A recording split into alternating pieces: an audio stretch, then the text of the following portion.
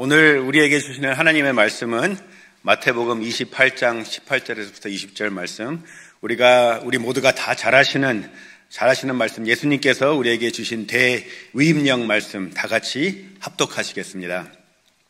예수께서 나와 일러 가라사대 하늘과 땅의 모든 권세를 내게 주셨으니 그러므로 너희는 가서 모든 족속으로 제자를 삼아 아버지와 아들과 성령의 이름으로 세례를 주고 내가 너희에게 분부한 모든 것을 가르쳐 지키게 하라. 볼지어다 내가 세상 끝날까지 너희와 항상 함께 있으리라 하시니라. 아멘. 네, 오늘 이 말씀 여러분들 다 잘 아시는 말씀이지만 이 말씀을 영어 문장으로 약간 풀이해 보시면 문장의 주어는 you입니다. 너희는. 그리고 동사 명령어로 되어 있는데 make, 만들라. 직접 목적어가 disciples. 그러니까 너희는 disciple들을 만들라. 이것이 여기에 중심되는 구절의 중심입니다. 그렇지만 그 제자 삼는 것을 어떻게 합니까? 구체적으로 보시면 you disciple all nations. 그러니까 어떻게 disciple를 하느냐? 가서 going 해야 되고 또 baptizing, 세례를 줘야 되고 또 teaching to obey, 가르친 것을 모두 지키게 할 수 있는 걸 해가서 모든 그 만물들이, 그 백성들이, 모든 민족들이 예수님의 제자, 그러니까 세계 전체가 다 예수님을 믿는다는 게 아니고요. 그 안에서, 모든 민족들 안에서 예수님을 믿는 자들을 찾는 것, 또 만드는 것이 이 말씀의 중심입니다. 우리가 모든 족속으로 여기서 나왔는데 제자를 만들라고 하셨는데 우리가 좋아하는 나라들, 또 우리가 가기 좋아하는 나라들, 이 나라에 가면 무슨 음식이 맛있어, 이 나라에 가면 뭐 볼 게 이런 것이 많아, 그런 나라가 아니라, 또 우리가 쉽게 갈 수 있는 나라만이 아니라, 쉽게 전도할 수 있는 나라만이 아니라 모든 족속에게 가라고 말씀하셨습니다. 가야지, 모든 민족에게 가야지만 이 일이 이룬다는 것을 말씀하시고 예수님의 제자가 나올 수 있도록 교회를 세우라는 일을 말씀하고 계십니다. 지난주에 우리 담임 목사님, 홍 목사님께서 말씀해 주신 사도행전 그 1장 8절 말씀도 오직 성령이 너에게 임하시면 너희가 권능을 받고 예루살렘과 온 유대와 사마리아와 땅끝까지 이르러 내 증인이 되리라 하시니라 하셨는데, 제가 질문 하나 먼저 드리겠습니다. 어느 것이 먼저입니까? 성교입니까? 교회입니까? 여러분들 어떻게 생각하세요? 무엇이 먼저라고 생각하세요? 성교라고 생각하세요? 교회라고 생각하세요? 모든 족속으로 제자를 만드는 것이 먼저입니까? 아니면 교회가 먼저입니까? 어느 것이 더 중요하다는 것을 따지는 것이 아니라 저는 순서를 말하는 겁니다. 사도행전 1장 8절 말씀은 교회가 생기기 전에 예수님께서 승천하시면서 제자들에게 주신 말씀입니다. 마태복음 28장 18절 20절도 그 교회가 생기기 전에 예수님께서 주신 명령입니다. 그리고 교회는 사도행전 2장 1절에서부터 교회가 시작되는데 예수님께서 주신 지상 대위임령을 감당하기 위해 주신 것이 교회입니다. 여러분 믿으십니까? 담임 목사님께서 주일 설교에도 말씀하신 것 같이 땅끝까지 가서 제자를 만드는 일은 해도 되고 안 해도 되고 하는 것이 아니라 모든 족속 안에서 제자를 만들기 위해 세워진 것이 교회란 말씀을 오늘 제가 드리고자 하는 말씀인데요. 우리 여러분들도 잘 아시다시피 이스라엘 백성들에게 하나님께서 이스라엘 백성들을 선택하신 이유가 있습니다. 모든 족속이 하나님을 알 수 있도록 이스라엘 백성을 선택하셨습니다. 아브라함을 선택하셨고 이스라엘을 선택하셨는데 이스라엘이 그 일을 실패했습니다. 그죠? 그 하나님을, 이스라엘을 통해서 하나님을 모든 민족들이 알고 볼 수 있게 해주셨는데, 하라고 하셨는데 그것을 이스라엘이 감당치 못했습니다. 그래서 예수님을 통해서 예수님께서 우리에게 오시고 또 우리를 위해 돌아가시고 우리가 예수님 믿게 되고 또 이제는 교회가 그 일을 감당하게 됐는데, 교회의 그 일이 그 선교가 또 모든 족속으로 제자를 만드는 것이 우리가 사이드 비즈니스로, 우리 하나의 프로그램으로 한교회 선교부 거기서만 하는 일로 한다면 우리는 하나님께서 우리에게 주신 명령을 제대로 감당하지 못하는 것입니다. 여러분, 세계에서 제일 최초로 선교사를 파송한 교회가 어딘지 아십니까? 아시죠, 여러분? 사도행전 13장에 나오는 말씀, 안디옥 교회에서 제일 먼저 선교사를 파송했습니다. 바울과 바나바를 파송했는데요. 그 사람들을 보낸 분이 누군지 아십니까? 여기 보시면 안디옥 교회에 선지자들과 교사들이 있으니 곧 바나바와 니게르와 이렇게 쭉 읽으시다가 2절에 보시면 주를 섬겨 금식할 때 성령이 가라사대 내가 불러 시키는 일을 위하여 바나바와 사울을 따로 세우라 하시니 이에 금식하며 기도하고 두 사람에게 안수하여 보내니라. 예, 그 사람이 4절에 보시면 누가 보냈다고 나왔습니까? 성령님이 보내셨습니다. 교회가 보낸 게 아니고요, 한 사람이 보낸 게 아니고 성령님이 이 사람들을 제일 처음으로 파송해서 그 모든 족속으로 제자를 만든 일에 하신 것을 하나님께서 하셨습니다. 근데 지역 교회가 전략적인 선교를 하기 위해서는 수단이나 방법이 시작이 되기보다는 하나님의 명령이 시작이 돼야 됩니다. 하나님의 명령이며 위험이 시작이 될 때 이것이 우리의 목적이 되고 프로그램으로 끝나는 것이 아니 됩니다. 같이 보시면 우리가 선교를 시작하는 이유가 하나님이 우리에게 주신 명령이기 때문에, 그것이 우리에게 맨데이트로 주신 명령이기 때문에 그것이 될 때 우리의 목적이 되는 것입니다. 근데 선교가 하나의 그 프로그램이나 하나의 수단이나 방법으로 할 때는 그냥 프로그램에 끝납니다. 선교 포커스를 보실 것 같으면 만약에 이것이 하나의 민스나 이게 수단이나 방법이 될 때는 선교사님 후원하는 것으로 끝납니다.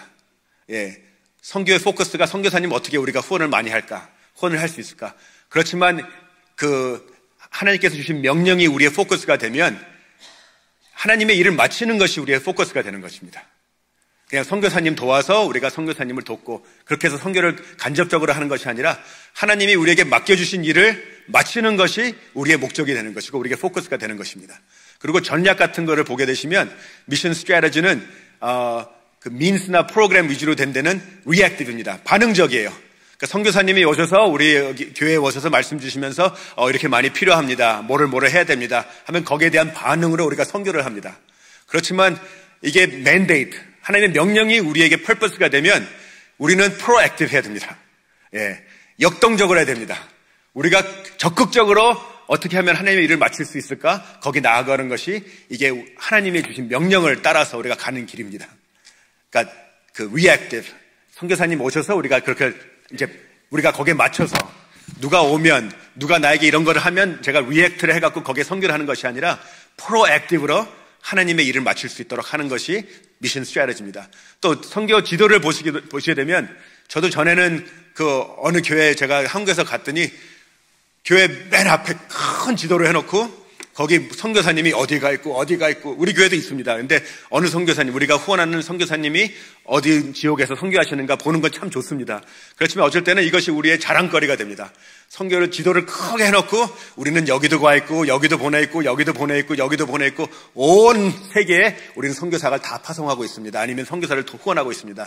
그래서 scatter location, 흩어진 위치지만 이것이 하나님의 명령이 우리의 목적이 되면 이것은 전략적인 배치를 하게 됩니다. 어떻게 하면 하나님의 맡겨주신 일을 끝낼 수 있을까? 전략적으로 끝낼 수 있을까 해서 우리가 그런 곳에 그 전략적으로 선교사님을 보내게 되고 거기를 후원하게 되고 거기가 예수님을 믿을 수 있도록, 그래서 다른 곳으로 갈 수 있도록 그렇게 하는 것이 여기 나오는 말씀입니다.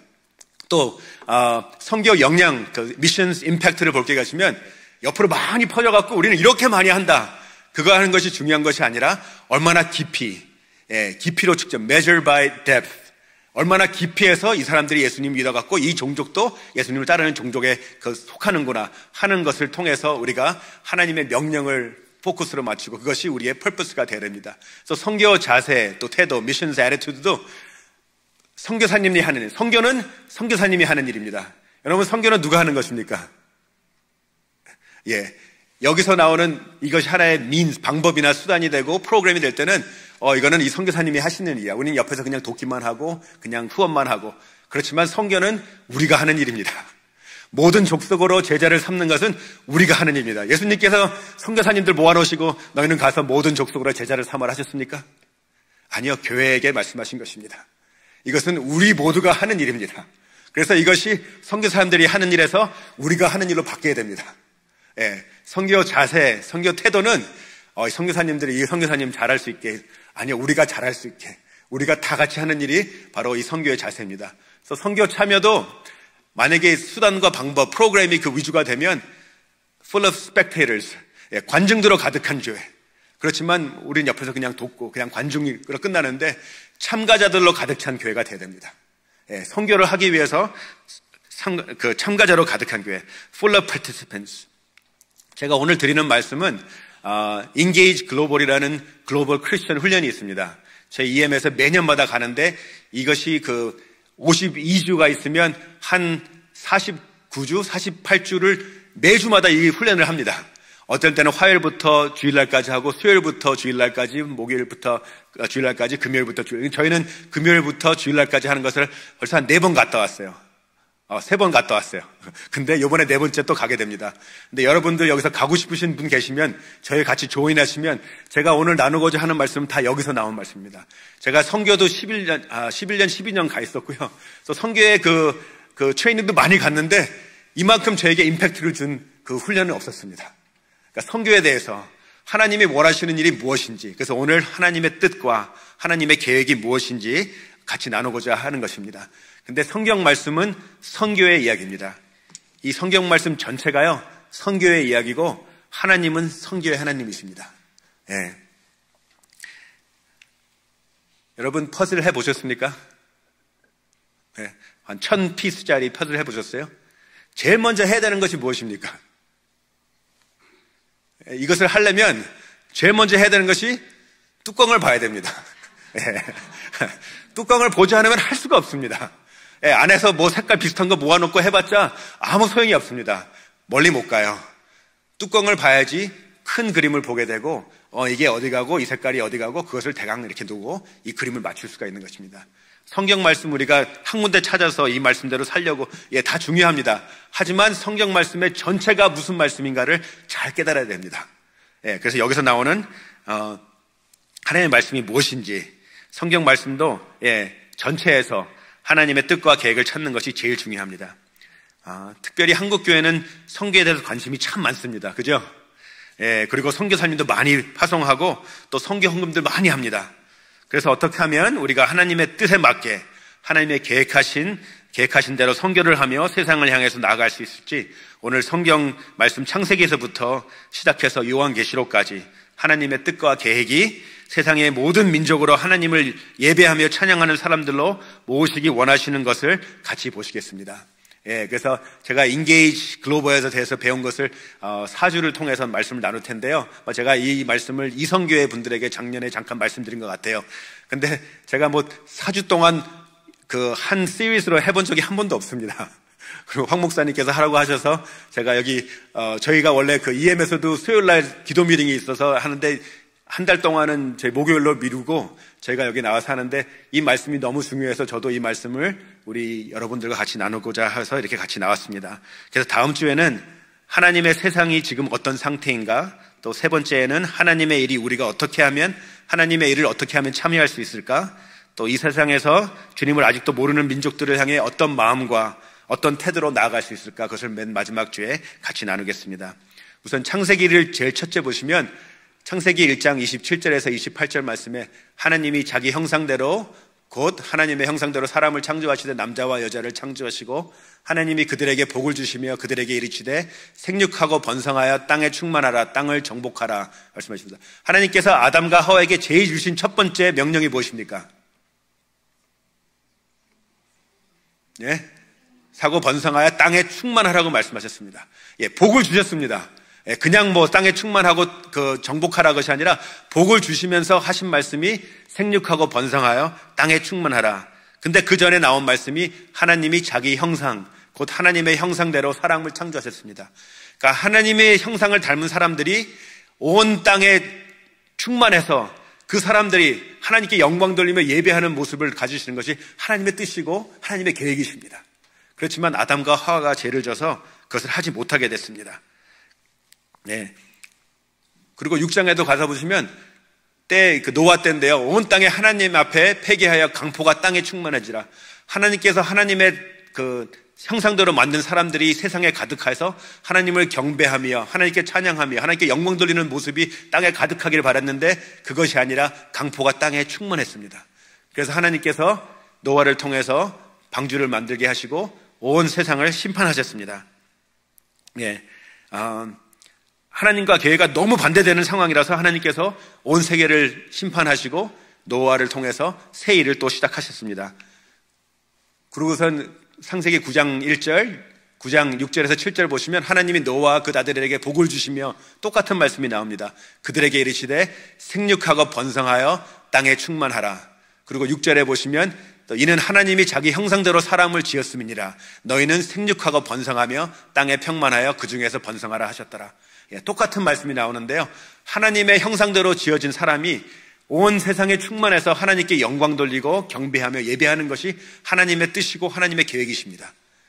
근데 노아의 후손들도 여기에 실패하고 또 감당하지 못하기 때문에 창세기 11장 4절 8절에서 9절 보시면 바벨탑을 짓고 하나님께서 온 땅에 충만하라고 하셨는데 그것을 어기고 자기들이 바벨탑을 져서 흩어지지 않고 거기서 사람이 자기의 이름을 높이자고 나오는 말씀이 여기 보고 계십니다.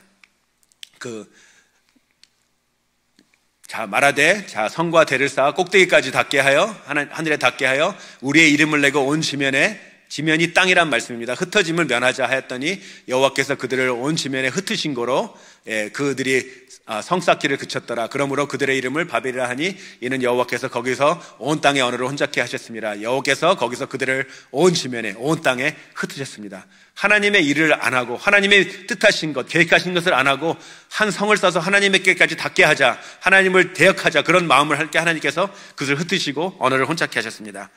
하나님을 명령을 거역한 사람들에게 하나님께서는 땅에 흩으시고 이제는 한 사람을 택하시고 한 가족을 택하시고 한 민족을 택하십니다. 그것이 바로 아브라함입니다. 그렇지만 하나님의 뜻과 계획은 변하지 않았습니다.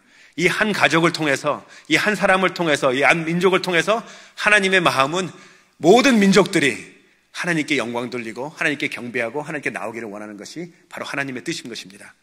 그래서 아브라함의 얘기를 보시면요, 여호와께서 아브라함을 이제 선택하는 모습이 나오는데요. 아브라함에게 이르시되 너는 너의 본토 친척 아비집을 떠나 내가 내게 지시할 땅으로 가라. 내가 너로 큰 민족을 이루고 내게 복을 주어 내 이름을 창대케 하리니 너는 복의 근원이 될지라. 너를 축복하는 자에게는 내가 복을 내리고 너를 저주하는 자에게는 내가 저주하리라. 내가 너를 축복하고 너에게 복을 내리고 너를 저주하는 자에게는 내가 저주하리라. 하나님께서 아브라함을 너무 사랑하셔서 아브라함만 그냥 축복하고 너를 축복하고 너를 저주하는 자, 여기서 끝입니까? 하나님의 축복이? 아니에요. 땅의 모든 족속이 너를 인하여 복을 얻을 것이니라. 이것이 하나님의 뜻이고 하나님의 계획이십니다. 아브라함을 선택하시고 아브라함의 가족을 선택하시고 이스라엘 민족을 선택하신 이유는 하나님의 뜻이 땅의 모든 족속이 아브라함을 선택함을 통해서 복을 받고 하나님께 나와 하나님을 경배하고 섬기기를 원하시는 것이 하나님의 뜻입니다. 이거는 창세기 22장은 하나님께서 아브라함에게 이삭을 바치라는 그 말씀을 하셔서 아브라함이 이삭을 바치는 그런 장면인데요. 여기서 여호와의 사자가 하늘로부터 그를 불러 가라사대 아브라함아 아브라함아 하시는지라. 그리고서 네가 내 말을 잘 들었기 때문에 내 녹자까지 내게 악지지 아니하였으니 내가 이제야 내가 하나님을 경외하는 줄을 아노라. 아브라함이 눈을 들어서 살펴본즉 한 수양이 뒤에 있는데 뿔이 수풀에 걸렸는지라. 아브라함이 가서 그 수양을 가져다가 아들을 대신하여 번제로 드렸더라. 아브라함이 그 땅 이름을 여호와 이레라 하였으므로 오늘까지 사람들이 이르기를 여호와의 산에서 준비되리라 하더라. 여호와의 사자가 하늘로부터 두 번째 아브라함을 불러 가라사대 여호와께서 이르시기를 내가 나를 가리켜 맹세하노니 내가 이같이 행하여 내 아들 내 독자를 아끼지 아니하였은즉 내가 내게 큰 복을 주고 내 씨로 크게 성하여 하늘의 별과 같고 바다의 모래와 같게 하리니 내 씨가 그 대적의 문을 얻으리라. 여기서 끝입니까? 여러분 혹시 이 말씀 보셨어요? 여기서 끝이 아니에요. 바로 이어지는 말씀이 또 내 씨로 말미암아 천하 만민이 땅에 있는 모든 만민 복을 얻으리니 이는 내가 나의 말을 준행하였음이니라 하셨다 하니라. 여러분 하나님께서 아브라함에게 이삭을 바치라고 했는데요. 그래서 이삭을 바치니 내 하나밖에 없는 독자 또 100살에 난 그 아들을 하나님이 바치려니까 그 모리아 섬까지 가서 그것을 바치려고 칼까지 들었습니다. 그 순종한 그 모습을 보고 하나님께서 아브라함만 축복하셔야 되는데 아브라함에게 네가 나를 복종하였으니까 내가 이렇게 하겠다 하고 거기서 끝나야 될 텐데 또 하시는 말씀이 또 내 씨로 말미암아 천하 만민이 땅에 있는 모든 만민이 복을 얻으리니 이는 내가 내 말을 준행하였습니다. 분명히 나오는 말씀은 하나님께서 아브라함을 선택하신 이유, 아브라함의 가족을 선택하신 이유, 이스라엘 민족을 선택하신 이유는 그 가족만 축복하기 위해서가 아니라 세계 모든 만민이 하나님을 알고 하나님께 경배하고 하나님을 섬기는 그런 사람들이 나오고 그래서 하나님께 영광 돌리는 모습이 하나님의 뜻과 계약이었던 것을 말씀해 주고 계십니다. 이삭에 가면 어떻게 될까요? 26장 4절에 내 자손은 하늘의 별과 같이 번성케 하며 이 모든 땅을 내 자손에게 주리라. 여기서 끝인가요? 아마 지금쯤 아실 텐데요. 끝이 아니라는 걸. 내 자손을 인하여 천하 만민이 복을 받으리라. 야곱에 갈까요? 내 자손이 땅의 끝 티끌같이 되어서 동서남북에 편만할지며. 여기서 끝인가요? 아니죠. 그죠? 땅의 모든 족속이 너와 내 자손을 인하여 복을 얻으리라. 하나님께서 아브라함, 이삭, 야곱 그 모든 사람을 선택하시고 이스라엘 백성을 선택하신 이유는 땅의 모든 족속이 너와 내 자손을 인하여 복을 받기 위해서 이들을 선택하셨다는 말씀입니다. 근데 그 자리를 교회가 이제는 다시 메꿔서 하는 것입니다. 제가 이거 성경 지금 창세기부터 들어가서 요한계시록까지 갈 건데요. 출애굽기 9장 13절에서 16절 말씀은 모세가 바로 앞에서 하는 말씀입니다. 여호와께서 모세에게 이르시되 아침에 일찍 일어나 바로 앞에 서서 그에게 이르기를 히브리 사람의 하나님 여호와의 말씀에 내 백성을 보내라. 그들이 나를 섬길 것이니라. 내가 이번에는 모든 재앙을 내 마음과 내 신하와 내 백성에게 내려 너로 온 천하에 나와 같은 자가 없음을 알게 하리라. 내가 손을 펴서 온역으로 너와 내 백성을 쳤다면 내가 세상에서 끊어질 것이나 내가 너를 세웠음은 나의 능력을 내게 보이고 내 이름이 온 천하에 전파되게 하려 하였음이니라. 여러분, 하나님께서 그 애굽에 열 재앙을 내온 이유가 무엇입니까? 이스라엘 백성들을 애굽에서 출애굽시키기 위해서. 출애굽하는 것이 하나님의 뜻이었다면 재앙 하나면 딱 끝납니다. 그죠? 마지막 재앙만 딱 하고 여기에 온역을 해갖고 세상에서 끊어지게만 하면 그것이 다 되는 일이지만 하나님의 목적은 이스라엘만 거기 출애굽시키는 것이 아니라 바로를 세운 이유는 내 능력을 내게 보이고 내 이름이 온 천하에 전파되게 하려 하였습니다. 하신 말씀을 또 하셨습니다. 또 여호수아가 요단강 문을 건너가게 되는데요. 너희 하나님 여호와께서 요단물을 너희 앞에 마르게 하사 너희로 건너게 하신 것이 너희 하나님 여호와께서 우리 앞에 홍해를 말리시고 우리로 건너게 하심과 같았으니 이는 땅의 모든 백성으로 여호와의 손이 능하심을 알게 하며 너희로 너희 하나님 여호와를 영원토록 경외하게 하려 하심이라 하라. 지금 계속 보셨죠? 계속해서 하나님의 말씀은 하나님의 뜻과 계획은 온 땅의 모든 백성이 이 땅의 모든 백성이 하나님을 알고 하나님을 경외하며 하나님을 섬기게 하신 것이 하나님의 뜻이었다는 것을 말씀해 주고 계십니다. 또 솔로몬의 성전이 나옵니다. 또 주의 백성, 솔로몬의 기도인데요.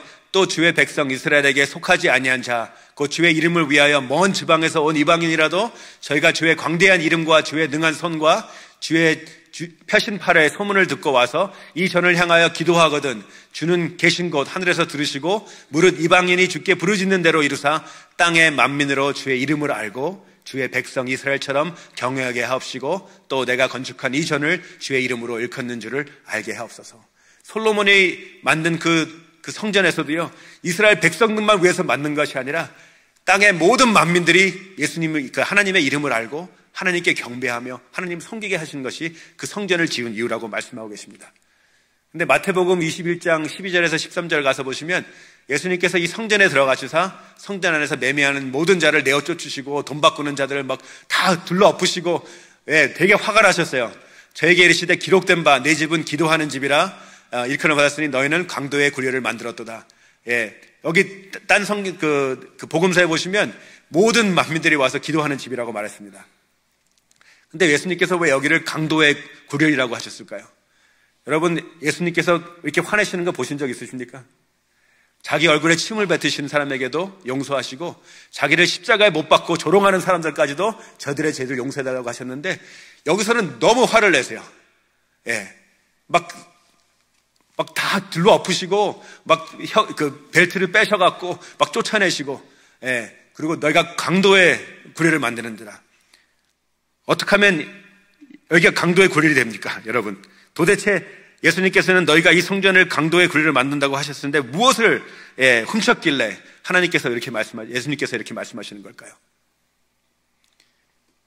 모든 이방인들로 하나님께 영광 돌림을 빼앗겼습니다. 이 자리가 그 이방인들이 모여서 하나님께 예배하고 하나님께 기도할 수 있는 그런 Court of Gentiles,가 만나는 곳이었습니다. 근데 거기서 모든 것을 매매하고 제사를 드리기 위해서 하겠다고 했지만 돈은 바꾸고 또 제사를 물건들 팔고 하기 때문에 이방인들이 모여서 하나님께 예배할 장소를, 하나님께 기도할 장소를 잊어버리게 됐습니다. 하나님께서 받아야 될 그 영광과 그 기도와 하나님께 와서 섬기는 그 경외함과 이방인들이 모여서 할 것을 하나님께서 빼앗김을 당하신 것입니다.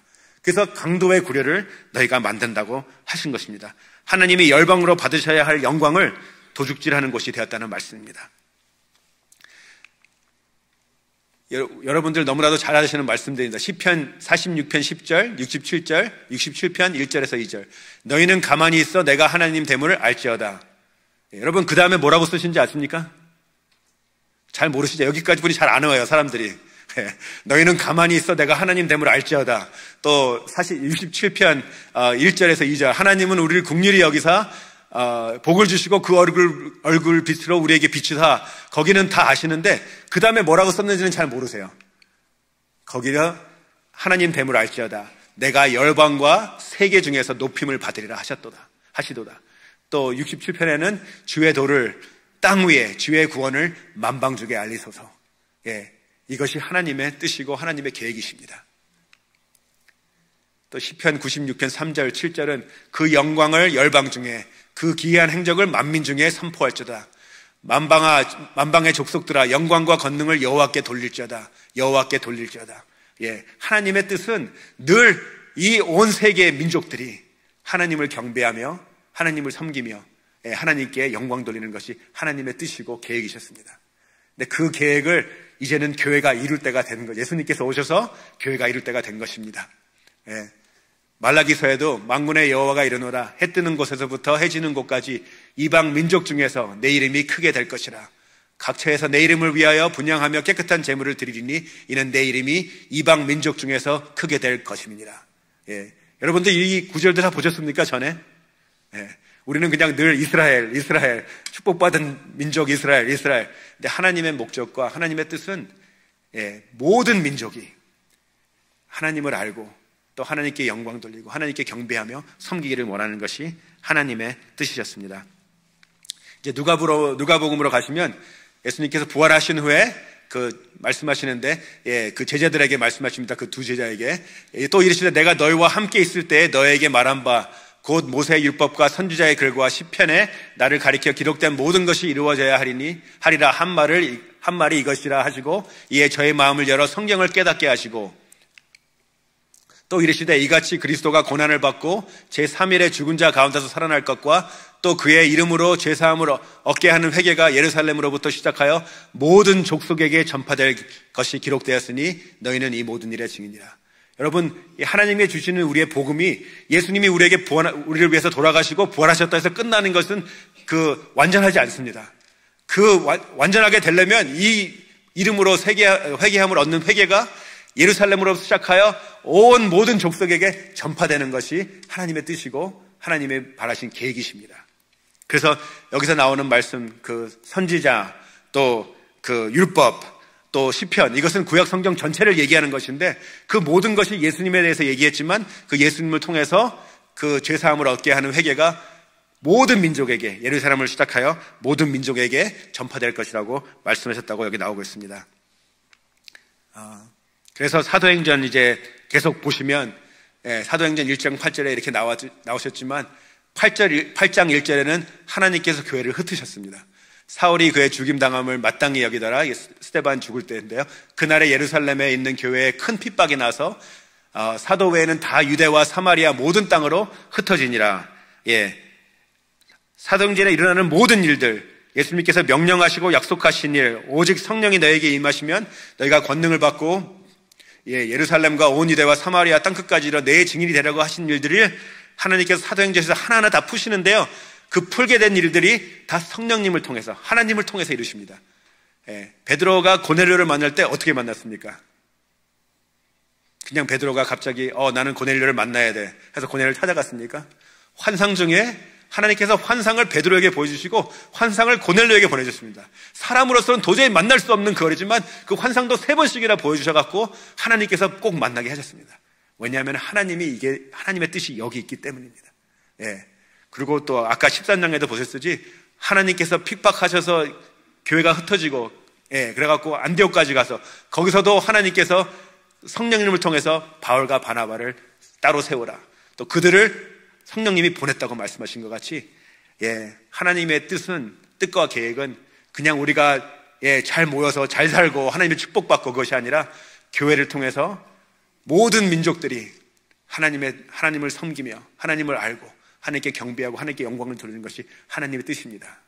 예, 그래서 요한계시록의 마지막에 보시면요, 이 일 후에 요한계시록 7장 9절에서 10절 이 후에 내가 보니 각 나라와 족속과 백성과 방언에서 아무라도 능히 셀 수 없는 큰 무리가 흰옷을 입고 손에 종려가지를 들고 보좌 앞과 어린 양 앞에 서서 큰 소리로 외쳐 가로되 구원하심이 보좌에 앉으신 우리 하나님과 어린 양에게 있도다 하니, 예, 창세기 1장부터 보셨듯이 마지막까지 맨 마지막에 그 하늘에서 있는 그 그림이 어떻게 되냐면 모든 나라, 각 나라와 족속과 백성과 방언들이 모여서 하나님을 찬양하는 모습이 나옵니다. 그것이 끝입니다. 예. 거기를 우리가 어떻게 참여하느냐? 예. 성경 말씀은 성교의 이야기입니다. 하나님은 성교의 하나님이십니다. 여러분은 누구의 스토리를 사시고 계십니까? 하나님의 스토리를 여기에 맞춰서 사시고 계십니까? 아니면 우리의 스토리를 우리가 써가면서 사시고 계십니까? 그리고 만약에 우리가 하나님의 스토리 안에 있다면 우리 하나님 스토리 안에서 맡은 일은 무엇입니까? 예, 여러분들 확실히 알고 계십니까? 예, 다시 한번 보겠습니다. 그래서 우리가 성교 포커스가 하나님의 일을 마치는 거에 맞춰져야 되고요. 우리가 proactive, 역동적으로 일을, 미션 스트래티지를 해야 되고, 또 예, 성교 지도도 그냥 여러 군데 펴져서, 예, 우리는 사람들 보기에 우리는 이렇게 큰 일을 하고 있다 하는 것이 아니라 어떻게 하면 전략적으로 가서 모든 민족이 예수님을 믿을 수 있을까? 예, 거기로 전략적인 배치가 필요하고 또 깊이로 측정하고 또 선교사님들만 하는 일이 아니라 우리 모두가 하는 일, 우리 온 교회가 하는 일, 또 관중들로 가득한 교회가 아니라 참가자들로 가득 찬 교회. 그래서 우리가 하나님의 이 마지막 우리에게 주신 사명, 그죠? 모든 족속으로, 모든 백성으로 하나님을 알게 하고, 그러니까 온 지구가 하나님을 믿는다는 얘기는 아니지만, 예, 모든 족속 안에서 하나님을 섬기고 하나님을 따르고 하나님을 경배하고 하나님께 영광 드리는 자들을 모아주는 것이 하나님의 뜻입니다. 그래서 우리 교회가 이런데 예, 세상을 향하는 교회는 하나님의 뜻과 계획을 따르고 실천하는 교회입니다. 그래서 그런 교회에 맞게 우리도 정말 이것이 그냥 선교사님들이 하는 일이 아니라, 예, 우리 온 교회가, 우리 개인 하나하나가 정말 세상을 향해서 나가는 교회, 예, 정말 이 뜻과 계획을 따르고 정말 하나하나 실천하는 그런 교회가 되기를 간절히 기도드립니다.